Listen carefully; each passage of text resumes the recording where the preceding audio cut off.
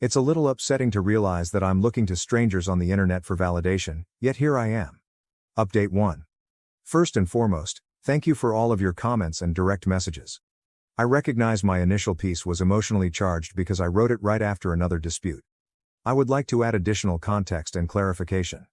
Following the birth of both children, my wife underwent postpartum depression screenings at their pediatrician's office. She received great marks for both of her children and was advised to seek therapy. Her score improved much more after we had our second child. I made every effort to get her the assistance she required, but she refused. My mother-in-law and nanny stepped in to offer more assistance. I understand that others may blame me for staying in this scenario, but that is one of the reasons I am not ready to give up and file for divorce. I know that silently suffering isn't good, especially for our children, but I'm also concerned that a bitter, hate-filled divorce will leave lasting wounds.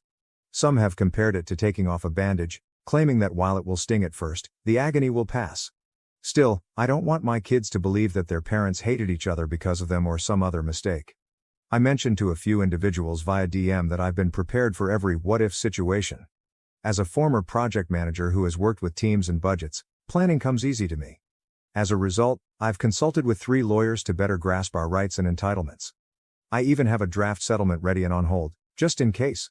I know what I want and am willing to go above and beyond for the children's welfare, but I also have a backup plan in case we have to go to court. I realize it is entirely my fault that I am suffering in silence, but I am too stubborn to give up.